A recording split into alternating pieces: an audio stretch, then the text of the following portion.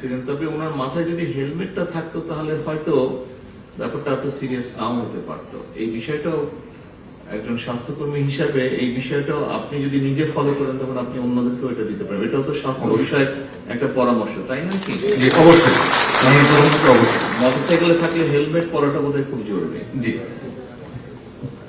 আমাদের এক সহকর্মী গত সপ্তাহে উপজেলা পর্যায়ে হামদুবিল্লাহ টিকাদান কার্যক্রম পরিদর্শন করতে গিয়ে উপজেলার ব্যবহৃত সরকারি গাড়িটি তেল ও চালকের বরাদ্দ না থাকায় বেসরকারি মোটরসাইকেল নিয়ে মাঠ পরিদর্শনে যান। পথিমধ্যে মারাত্মক দুর্ঘটনায় আহত হয়ে তিনি এখন জীবন মৃত্যু সন্ধিক্ষণে ঢাকার নিউরোসায়েন্স হাসপাতালের আইসিইউতে চিকিৎসারত।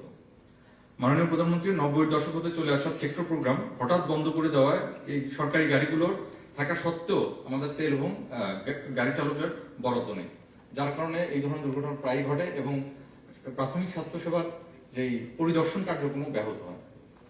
উপজেলার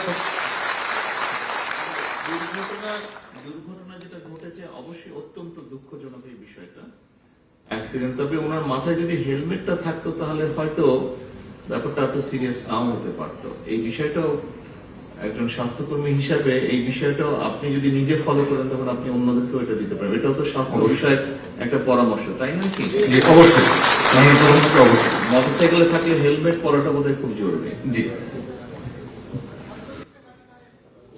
উপজেলার স্বাস্থ্য ব্যবস্থা তদারকির জন্য ব্যবহৃত গাড়ি ও ড্রাইভারদের টিওএনডি ভুক্তকরণের ব্যবস্থা গ্রহণ।